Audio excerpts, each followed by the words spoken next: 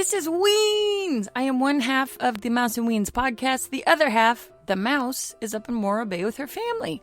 So I'm here all alone, a little ween, all by myself, on a stage with a spotlight, which is really my closet with my light on. But anyway, hey, this is part 2 of Alison Arngrim, who played the character of Nellie Oleson on Little House on the Prairie, the show that we know and love, and if you don't, you will love it, and you'll love her because she's so fascinating.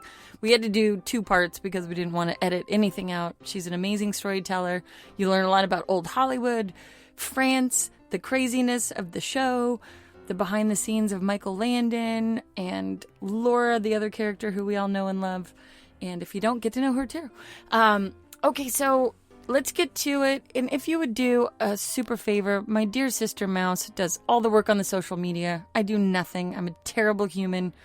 I'm trying to get better. I'm going to therapy. She does all the work on the social media, everything, networking, asking people to join Patreon. Can you do that? Patreon.com.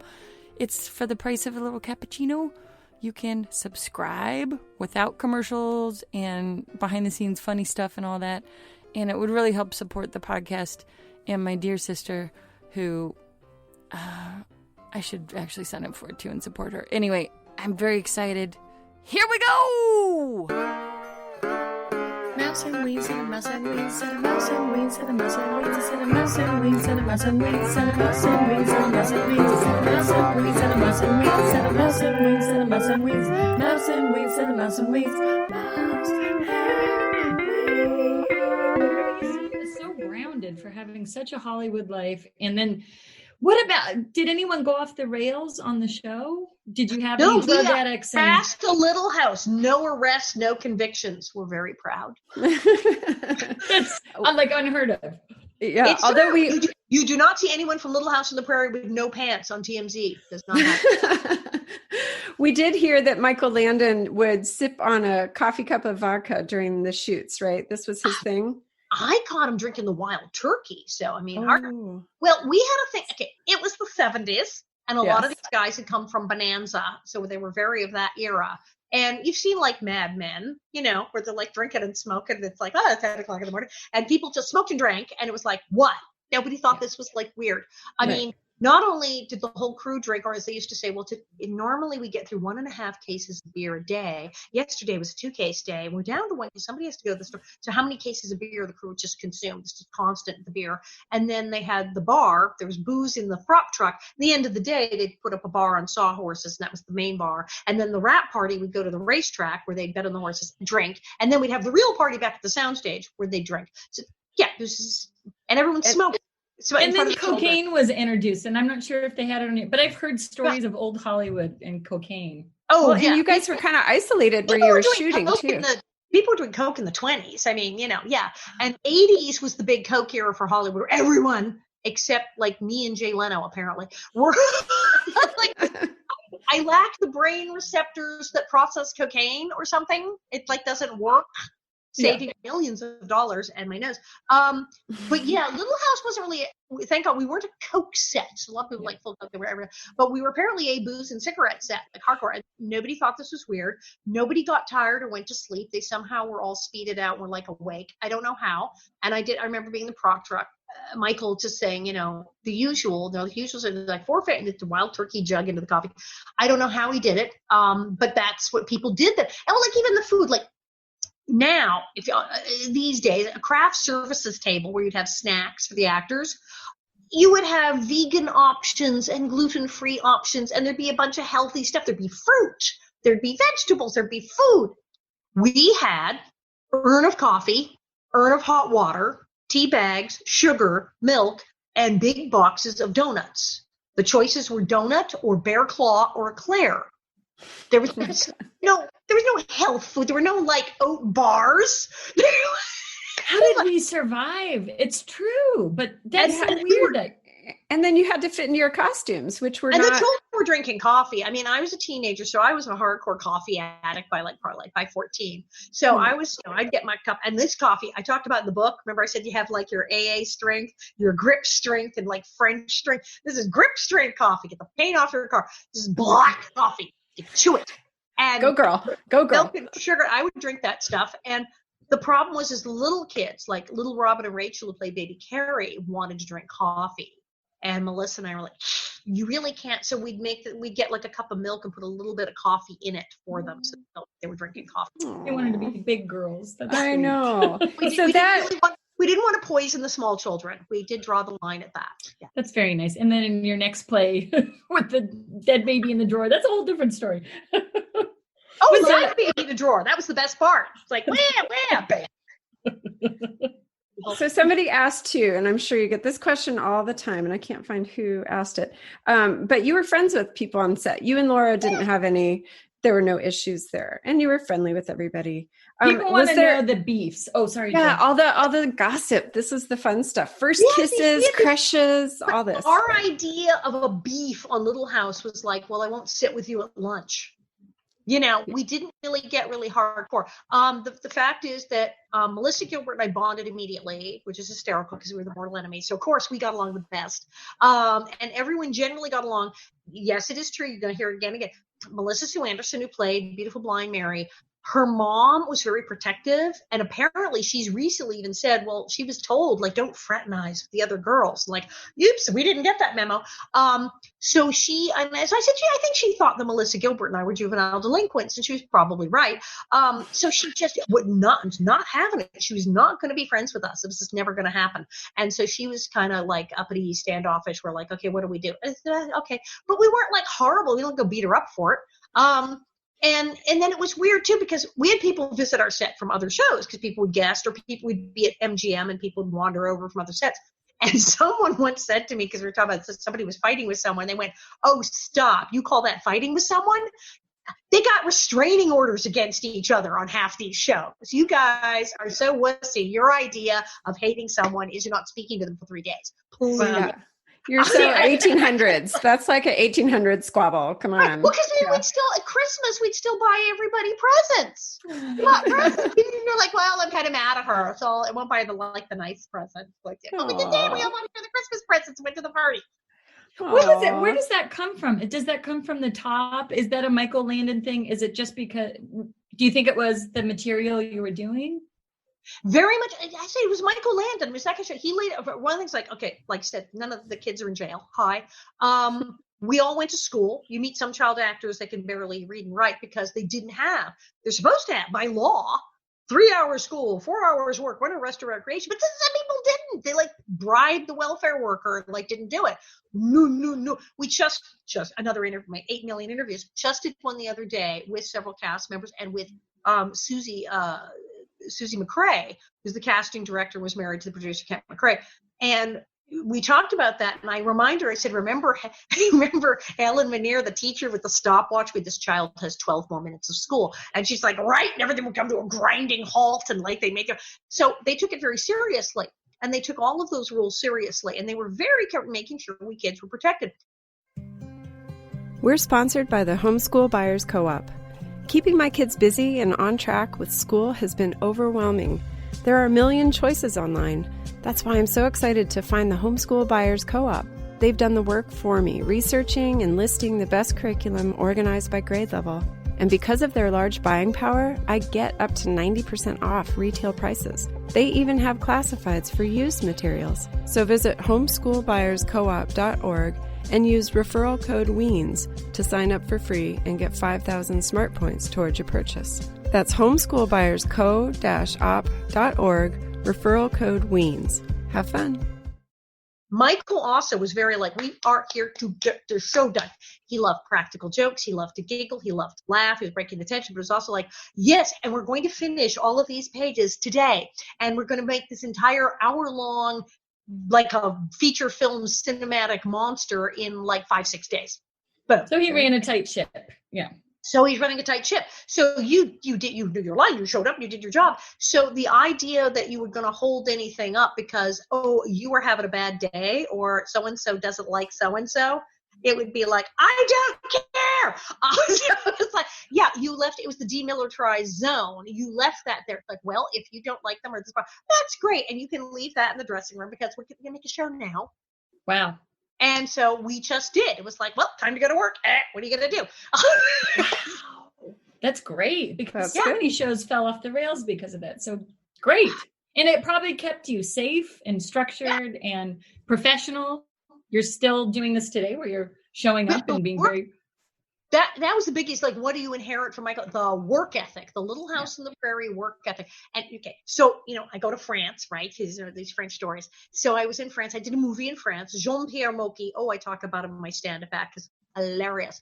But one of the things that happened, I got on the set, and Mocky was famous for being like French Roger Corman in a way. I mean, he would make entire movies in 12 days and then spend like a month editing, and like, I mean, if you go to his IMDb, it's like, because he like made all these movies, and they were hilarious. They were all very dark, weird comedies. So I'm in this thing, and I had been warned. A lot of people didn't like to work with Moki because he was so outrageous and always going, Mulder, action, and like yelling and screaming and carrying on, and really nuts and vulgar and crazy and awful. And he wanted to shoot this whole movie in a couple days. So they said, French actors were used to, well, maybe we'll have a cigarette and we'll talk about it for a while, and then we'll have some wine, and then perhaps we'll shoot later in the afternoon. So they were like, what is happening? This guy's. So I get there, and I'm like, I'm good to go. I was in TV. And indeed, we kind of came to work at like 10 a.m. and we had something to eat, and they hung out and people were drinking wine. I'm like, okay. Luckily, the Argentinian key grip said, I made a pot of coffee. Come in. So the Argentinians were drinking coffee in the corner. I was with them. They had every country represented. As the Argentinians said, don't worry, we've got 6 languages spoken on this set, and when the guy from Zimbabwe gets here tomorrow, it'll be 7. So you're covered with every need to do. He was not kidding. He was not even joking. So we did. So it was a very fun set. But he would shoot, and he'd go, okay, go. And we'd like do the scene, wrap it up, and you'd do like maybe 2 takes, and next setup. He would go, okay, moving on, prochaine, motor. And everyone, like, they'd go hurtling around, then the next setup. And I'm going, oh, very efficient, like TV. And a couple hours in, one of the guys goes, now, are you okay? And I'm like, yeah, I'm okay. And he's like, a lot of the actors, it's a terrible, terrible fast pace. And I said, none of you have ever worked with Michael Landon, have you? Because that's what you do in a TV series. You shoot the scene, you go, okay, cut, print, next. And they like start moving the furniture. Yeah. Wow. See, good. This is good training. It served me well. I was able to work with the infamous Jean-Pierre Mocky, and I had a blast, and his speed didn't bother me at all. And it was fine. And so speaking of all these countries and France, you're huge in France. What's going on with that? How? Why? I am France. Yes, I am. David Hasselhoff has Germany. I am of France. That's exactly what I thought of. I'm, or as my father said, oh, great, you're Jerry Lewis. He's like, I was hoping you were going to be Catherine Deneuve. No, you're Jerry Lewis. So it's, yes, what happened is Little House on the Prairie. I mean, it runs literally all over. Okay, the other day, Dean was reading the Little House books, and he was watching all the comments, and he went, Jakarta? What? Because it literally is everywhere. But in France, they started running it kind of early. Usually shows in America from 70s, they might not get to another country till the early 80s, say. There's a delay before they do the foreign sales. Somebody ran the pilot of Little House where they're in the woods and Mr. Edwards comes. Oh, and there's Indians that speak French and all that stuff. They ran it as a Christmas special in France, all dubbed and everything. The French went nuts. Oh, this poor woodcutter, this family. And they thought it was like a French movie. They didn't know what the hell was happening. They thought it was great. They demanded the series. They wrote to the TV guide and said, we need this show. If you do not give us the show, we will tear the place apart. And so probably, we started in 74. So like by 77, like late 76, early 77, they're running Little House in France. And they ran it every day at noon. What do French people do at lunch? They go home. And they still do in many places. Back then, that was it. Everybody went home for lunch. Everybody left school and went home for lunch. Now, some kids stay at school and brown bag it or have a cafeteria, but about half of them go home for lunch. And many people will go to the break room now and eat in the break, but they also go home for lunch. So billions of French people are all like sitting there home for lunch. And at the time, there were 2 channels. Oh my gosh. So shall we watch the weather report or Little House in the Prairie? So you created this whole fan base over there. Amazing. What was it like? So what happened like when you first emerged as a human in France? Did you show up there personally? And Yeah, I didn't know. I knew they watched it in France. I'd gotten mail. I knew it was big in Germany and big in Japan and big in France, big here, and I'd heard stuff. I didn't realize Argentina I found out about later. Apparently they're bananas for in Argentina. So all these strange countries that like it. So I got this thing, come do this talk show. There's this talk show in France. Okay, and they we'll pay a bunch of money and fly out. Ooh, fancy. So I'm going to go. But I get there. And suddenly, like, I'm the Beatles. Like, the limo, the driver, the car driver, having to, like, circle the hotel because people are mobbing the cars. We're trying to get back. Like, what is happening? And I get to the talk show, and there's a studio audience. Oh, a 3-hour-long live talk show. Who does this? Wow. And they would have and all these stars, they would just shift. They'd have a table full of people, and then they go, okay, you're done. And then they don't get up and leave. And then a bunch of other stars would come in. I'm like, what is happening? And it was the nuttiest, most insane, chaotic thing. They had, they were standing on the table and shooting people with super soakers. I mean, it was really nuts. And I was like, and then they start doing saying, who is our guest? And they're putting up pictures of people from Little House on the Prairie. And the audience is yelling out their names. Oh, Caroline and Dr. Becca. Yes. And so like, okay, who is there? And they're trying to guess. And the doors open, they play the music, and I come out. And they go berserk. And oh my God. They're singing. People in France sing the theme song. There are no words to the theme song. Da, da, da, da, da, la, da. la, la. This whole studio, people going la, la, la, la, like the religious song. And I walk out, I'm like, what is happening? And I said, and they're just so bananas. And then the other actors, do you ever see Amélie, the movie? Yes, Amélie? love Amélie. The boy who worked at the grocery, who had the bad arm, that's Jamal. Jamal Debbouzy, huge star in France. He's there. He flips out and starts speaking. He tried to speak English. His English was not great. I cry in my room. I cry and I cry. Why? Why are you all so mean? And he starts like screaming out. Yes, it was like that. So I'm just going, what is happening? It's like the wind is and I had to have a thing in my ear because I certainly didn't speak enough French to handle any of this. So I totally get mobbed everywhere I go. People are bonkers. I'm like, well, I'm going back. So I wound up going back to another talk show, and then people are just out of control. And then next thing I know, it's like, well, Patrick Lubatier says, we could do a show. I mean, I could take a show. I could, he's a writer. He said I could do a thing. It would have to be a whole adaptation because some of the jokes, they don't know who the heck you're talking about. And then the other things they do translate to French. So we could do a French version. And I'm like, you're crazy. So he'd never done a comedy show before, and I didn't speak French. So we decided to do a comedy show together in French. Why not? Why not? It was a smash. He had to learn how to be on stage. I had to go learn French. So I went back to school and learned French. He figured out which end of the stage was which, and now he's hilarious. And so we wound up with a tour, Confession d'une Gosse de la Prairie. Then he wrote a second show called Le Mal au Trésor de Nellie Oleson, which is what we're doing in January and February. And I'm bummed we have to eventually get back because he's working on a third show. Oh my gosh.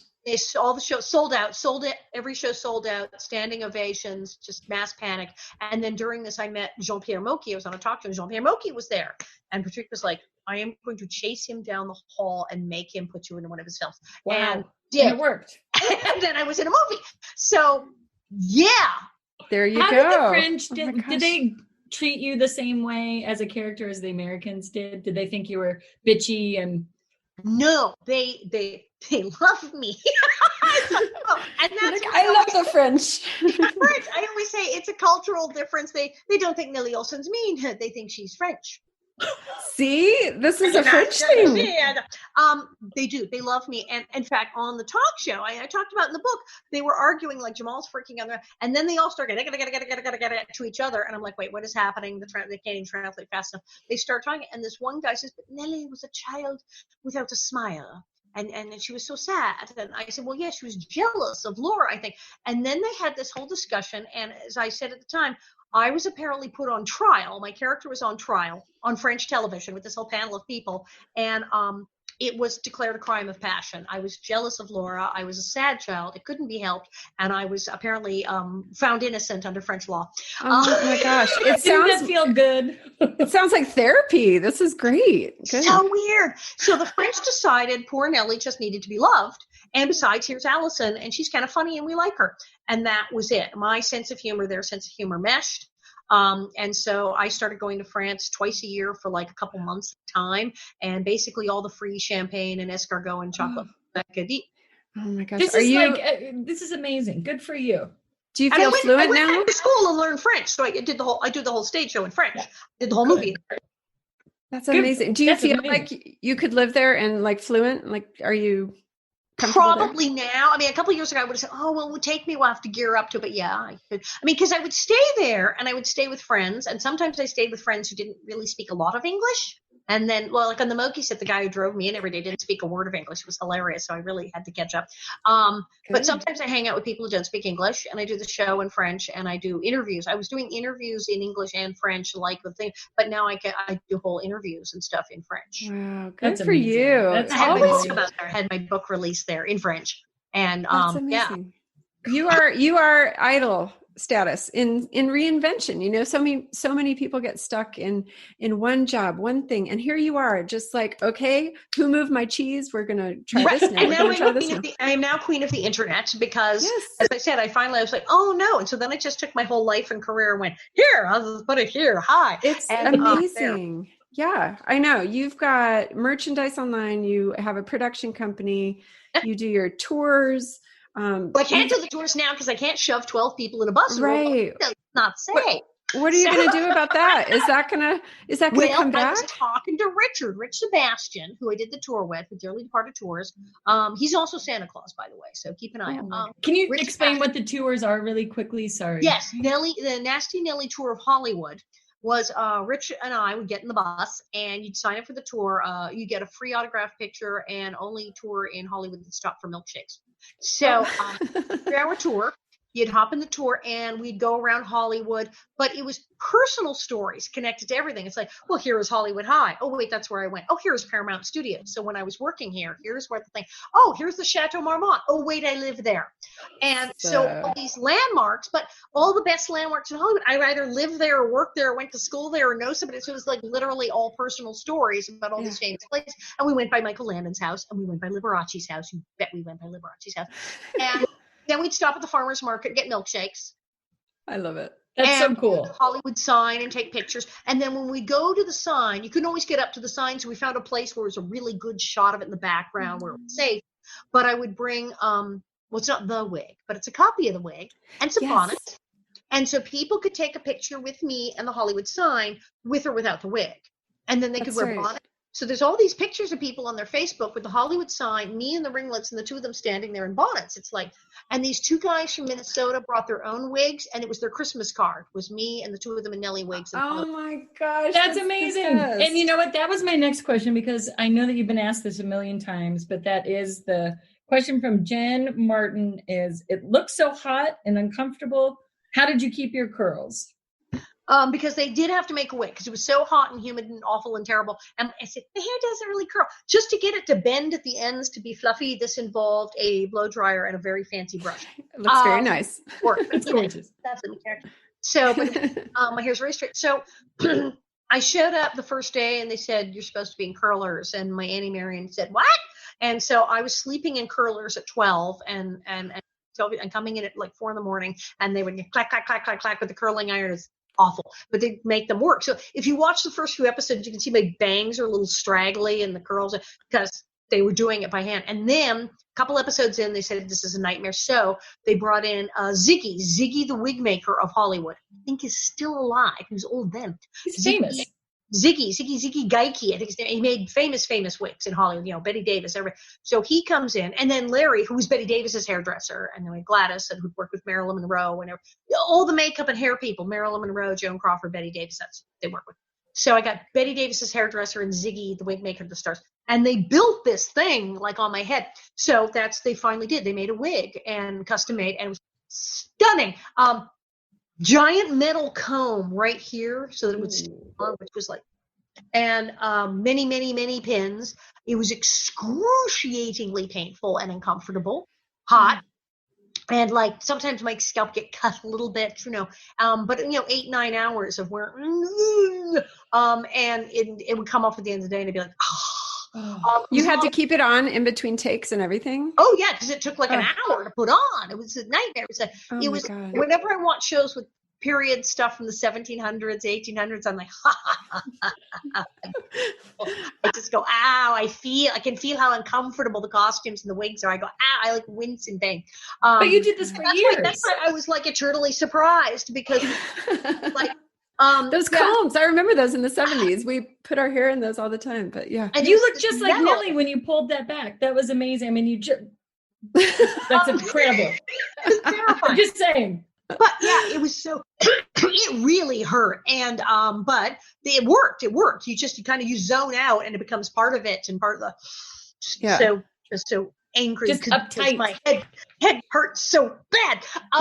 So I did that for 7 Added to the character. Wow. That's so that crazy. was a big question. I want to get, so Andy, oh no, we don't have his last name on here, but what is your favorite or least favorite episode? Do you have?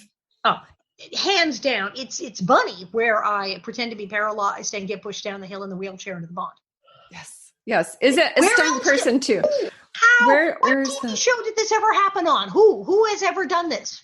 Right. Yeah. We have Tiff wondering, was that a stunt double in the wheelchair? So maybe you have to tell the whole scene. I don't know. Yeah, right. So they put me in the chair and I remember I'm wearing like underwear, a nightgown, and bedroom slippers. It's like no safety. So they start to push me down it and saw a steel cable. They stop it, and then the stunt woman, very brave, does the somersault into the pond. That's definitely not me. Then they take me to another hill that is longer but less steep.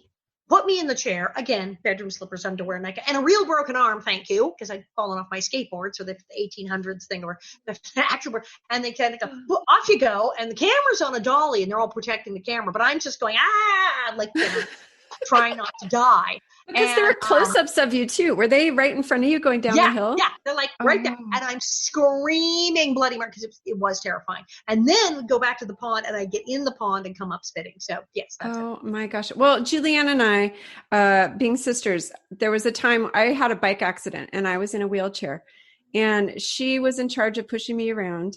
And we were at the Oakland Zoo, and we got to the top of this tall hill, and there was a duck pond at the bottom. And it wasn't her fault. I said, you know what? I was reliving that scene, and I go, I want to ride down this hill. I can handle it. I'll stop at the bottom. It'll be fine. And she goes, okay, if you're sure. So she let go of this wheelchair. I went zooming down this hill, and it burns through your hands. You can't stop yourself, really. You can't stop.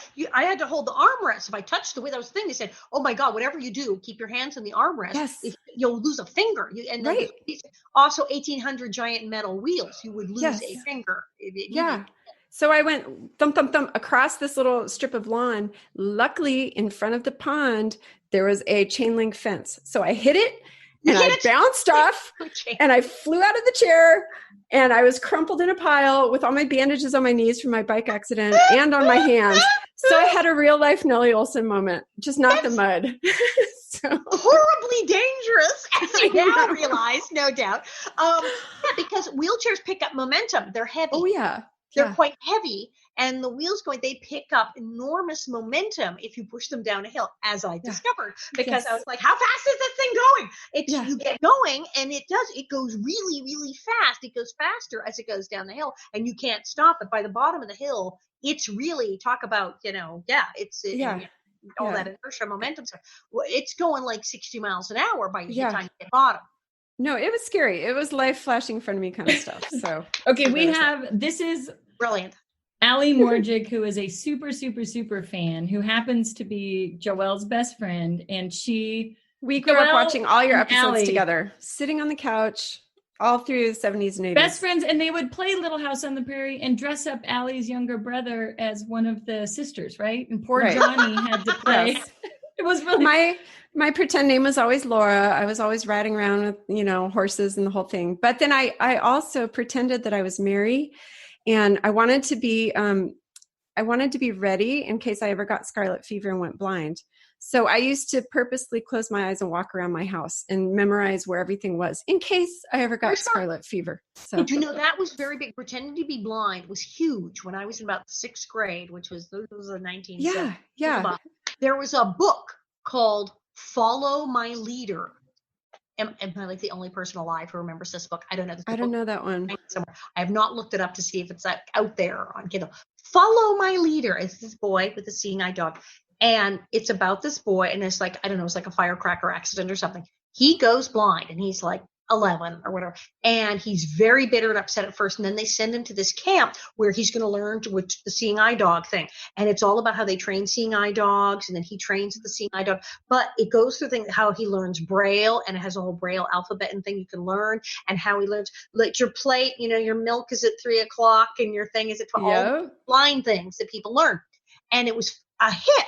Everyone in my class read this book, and people were obsessed, and everyone learned. We all learned Braille, and several people signed up to volunteer to go train seeing eye dogs at camps where they let you do that. And at least 2 of my friends blindfolded themselves for an entire weekend and went around the house practicing. These are my people. I'm not weird. I always thought I was weird all these years, but finally vindicated. Thank you. Yes, it was like 1972 Gardner Elementary School. Everyone was blind for a week.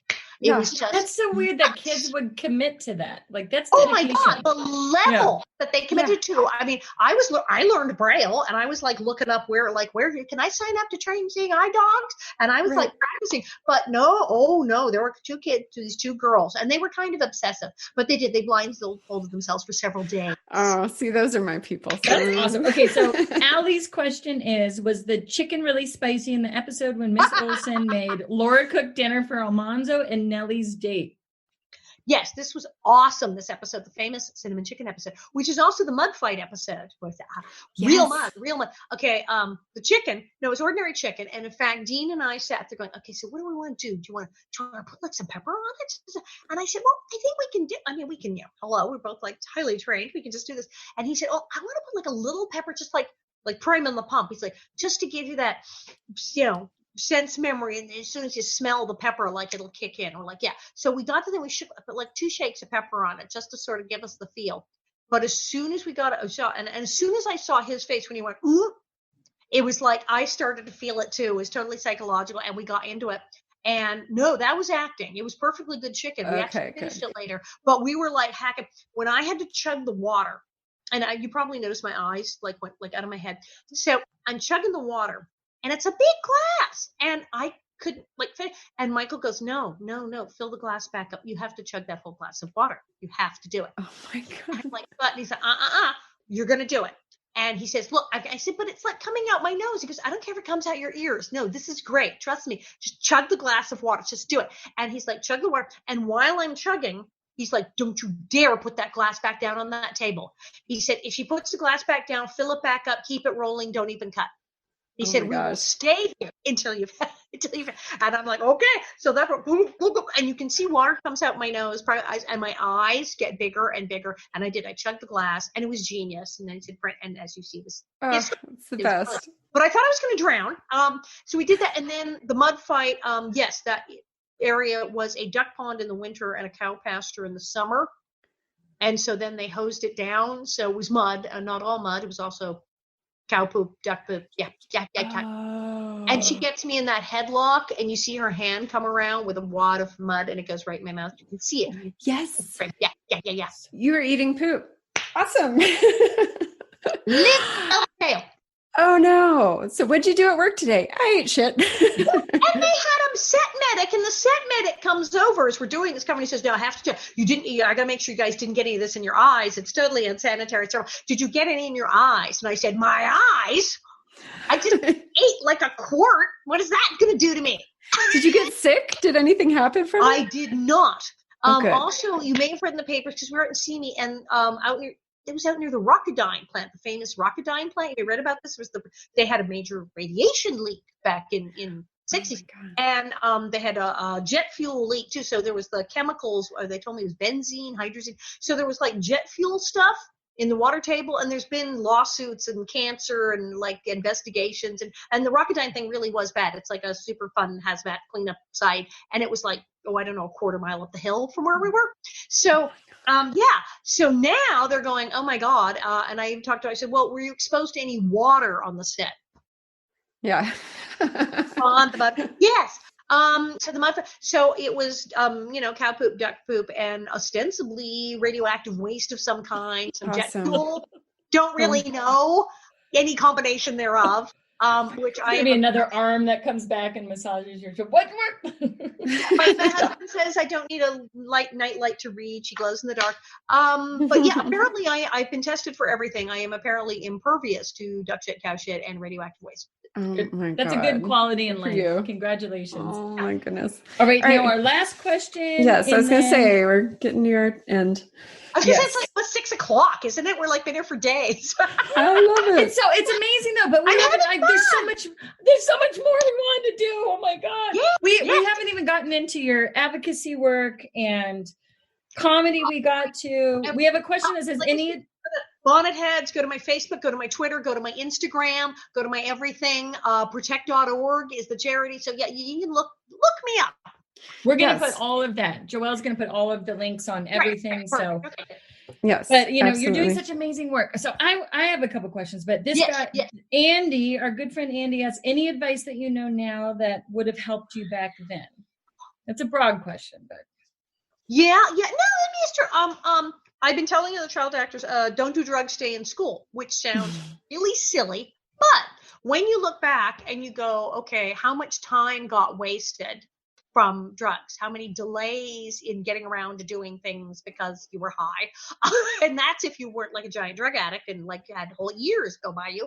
So how much time? And when you look at like big celebrities, big stars, most of whom are like sober now, you never hear any of these rock stars say, I am so glad I did that heroin for 10 years. Yeah. Right. It never comes out. None of these actors, when Robin Williams talked about how he was on cocaine, then off cocaine, he says, what do you say, God's way of telling you have too much money? You never hear anyone say, yes, when I was doing all that cocaine, that was just the best part of my life. No, you never hear that. You never hear that. Everyone who did that later goes, man, what a disaster. I could only get those minutes back. So probably you should maybe not take a bunch of drugs when you become famous. So there you go. The other is stay in school. The kids who did have the 3-hour school on the set and actually maintained their grades and went back to the regular school seem to have a lot more functional things kind of going on. And it's sure, life is so much easier when you can read and do math. It just is, especially math, because people will steal your money if you can't count. They will. If they think you're dumb and don't know math, it's just the contracts. Okay. So it's important. And the people I know who were denied an education, things went wrong, their parents weren't on the ball, the producers weren't letting 3-hour school, they've really had a tough time of it. They've had to go back and play pickup and go back to school. I mean, I went back to school. I wasn't as deprived then, but I went back to school and made sure I got, the rest of my credits. Because I left school, I got the proficiency exam. So I graduated, but then I went to local college and took some courses. And then I went back to school and learned French. So I'm sort of caught up. But yeah, you don't, to wind up at the time when you're on TV and you're young, it's like, cool, I don't have to go to school. Why am I studying? I already have the job I want. And people are doing drugs. You go, well, that seems fine. They say it's fine. They seem to still be working. But when 100 years later, you're like, yeah, probably if I'd actually paid attention in school and not been stoned, things would have gone even faster and better. And what? The other is stay out of the sun. Because I look like this. This is called, there's your face, and this is your face on drugs. This is called don't smoke, don't do cocaine, and stay out of the sun. Good for you. She looks, I know, you look wonderful. Really, it's amazing. We so appreciate you being here. Jules, did you have any other questions? Or you yeah, I've got like a million, but I'm going to narrow it down to one. Okay. I will ask the question, in your book, which we will guide people to your book, but you've gone through a lot in your life. You have had, and we're going to link all of that stuff. You've had, you came from a life of Hollywood entertainment. There's been some trauma in your working with the Protect is the group for child abuse. And National Association to Protect Children, or protect.org. We do very interesting things. You should check us out. Yes. And you, having gone through everything that you've gone through, and good and bad and right and left and crazy Hollywood and you have such a amazing, bright spirit. Do you ever get depressed? Are you just happy all the time? How do you do it? I do. I mean, technically, and, I said in the book, 22 years and 3 shrinks later. But when I first went to the therapist, it was in my early 20s. My PTSD was like so severe, she nicknamed me Rambo. It's like, you're like running through the jungle. It's like, what is happening here? It's like, fun with PTSD. So yeah, I mean, I take a lot of naps, and now with the pandemic, it's very stressful. I haven't had anyone close to me die of it yet, but boy, a lot of people are really sick. Several people have been to the hospital. Several people are having that after effect thing where, okay, you're better. Yeah, why do I still have the headaches, and why can't I do anything? This is really horrible, and it's terrifying. Although there's these experiments going on. Did you know that llamas may have a special antibody that may wind up saving us? Llamas may save us all. Have you heard this? Breaking news with the world. The llama antibodies. Doctor on Tuesday. I'm going to ask him, but they're doing everything. There's dozens of vaccine trials and hundreds of drug treatment trials. There's really stuff going on they're working on. But apparently somebody was doing something about llamas and their immune system and these antibodies and how they attach to viruses. So we may all be saved by llamas. But llamas. Is this a great ending? It'd be great, but it's very traumatic. It is very stressful. It is terrifying. Yes, we're in a horror movie. It's the zombie apocalypse. This is insane. There is this terrible disease that is killing people, and we don't fully know how. We have no cure, and we have no vaccine, and we don't even have a treatment. And it's highly contagious. So that's not fun. It's terrible. It's not fun. Losing their jobs and can't pay their rent, and my friends are starving. So, I'm trying to help people out. I'm, calling people, do you need stuff? Do you need wipes? I got wipes. I got toilet paper. I got food. And I'm trying to hook people up with things and hook people up with work and stuff they can do on the internet. I have several friends. I'm like, if you go in this thing in the internet, you can probably bring in a few bucks. I'm like, hook them up. But it's terrifying, but I'm a survivor. You are bringing joy. You are bringing joy to this world with all your readings. I appreciate it as a mom now with my children at home. No school. We don't know what we're doing necessarily next year. And I have actually pulled out all my old little house books that I had as a kid and saved for my daughter. And she and I read in bed each night. And we discovered your Facebook, and now we're loving that. So things I think get weird. Little town on the prairie, things get very weird. It becomes okay. Like Little House in the Big Woods, Farmer Boy, and then all of a sudden there's like politics and like terrible racism and like weird things happen. And then like Laura's having a baby, and it's like, whoa, what is happening? So yeah, it gets strange. So keep an eye on. We're still in the early phases, so we're good. It's very safe there, but it gets very weird later on. Yes. But yeah, I like connecting to people. I like making people happy. The reading the books is wonderful for me. I do find that all of this stuff is stressful, and I go, I need a nap, and I find myself taking naps. I recommend this. If you just find you're tired and things are getting weird, and you're like, I feel weird, I need to lie down. Go lie down. Take a nap. Relax. Go play in the garden. Take a break, because it is stressful. It's very wearing on people.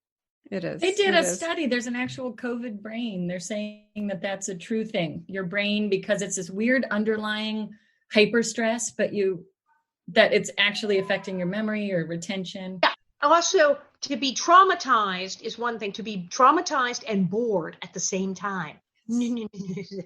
It's very bad. And then with media too. Well, it's continuing trauma, because usually you have the earthquake or the tornado hits, and then it stops. And then the fire department comes, and then you clean up the mess, and then whatever after the thing, the fire, the flood, or whatever, you clean up and you call the insurance company and you get to, no, this is going, it's not stopping. And that will make you nuts. Also, did you know that, and here I am, we're on the Zoom thing. Did you know that doing too much Zoom is also terrible for you? I can imagine. I'm talking to my computer.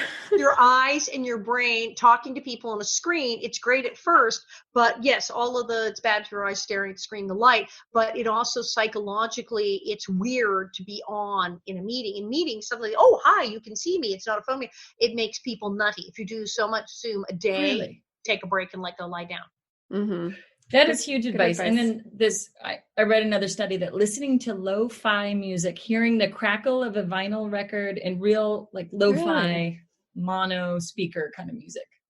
That's why Dean Butler's playing all that pause fiddle stuff. And everyone's like, yep. That's it. Boiling it down to basics, family values, and just being home and trying to enjoy it while we can and make the best of it. So thank you so much for... Thank you for having me. Wait a second. I want to end on the one thing. Yes.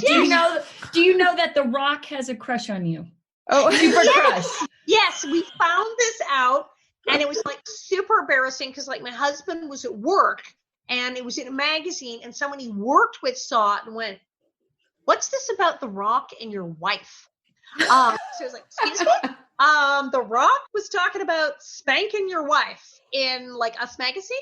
And so we got, yes, it's hysterical. Rock was talking about who did you have a crush on when you watched TV when you're younger, and he liked what's her face from Family Ties, and he liked a bunch of, and he said, and that Nellie Oleson, and wanting to turn her over my knee, and she's a real feisty kind of gal. And so my! So if we were to reach out to The Rock, and I'm kidding. No, call him. I love him. Okay. No, he's great. We watch all his movies. We like him very much. Good. All right. You might have to put on the outfit and go over his knee, but it sounds like that's Yeah. So after the Little House reunion, we'll have a Rock Nellie Oleson reunion too. That could be fun. Excellent. Part 2 coming soon. Well, we do appreciate it. Are we good, Weens? Can I close it out now? Yes. She's got her list. Good. Are you good? Did you want to say anything else? I can't imagine. I think we covered everything in the world. Yes. No, that was great. Sure. Yes. We love it. So everybody, please go to bonnetheads.com. That kind of links to everything. And then do visit Alison Arngrim Facebook. So that's where all of your readings are. You have your live show. You have reinvented yourself in the time of COVID, and you are an inspiration to all of us. And just look at you. We love you. And we love Nellie Oleson. I'm here to say, should I forgive you now? Can I just get over that now? No. Yes, you all can. Right. She's like Good. the coolest person in the world. We so love you. Cool. Thank you. Yes. So Thank much for you. coming. Thank you. Appreciate it. We'll see you soon. Bye. Okay, that concludes our interview with Alison Arngrim. Thank you so much, Alison, for doing this with us. We had such a fun time. Everyone, please go to bonnetheads.com to link to all our wonderful causes and projects. She's got more than I can mention. It's all linked there. It's wonderful. And thank you so much to our sponsor, the Homeschool Buyers co-op.org. It is a great resource, you guys, for those of us parents who are dealing with our kids being home, having to homeschool or learn from home. This is a wonderful website. You can sign up for free. Upon sign up, just type in the referral code WEENS and you will get 5,000 smart points to use on your purchase. They also give you free curriculum, free webinars, free, so much. So please do go there, check it out, you guys. It helps us, it helps them, it'll help your children. So we appreciate it, and we thank you guys for your patronage. Look for us on patreon.com/mouseandweens. Also social media everywhere, Mouse and Weens, spell it out.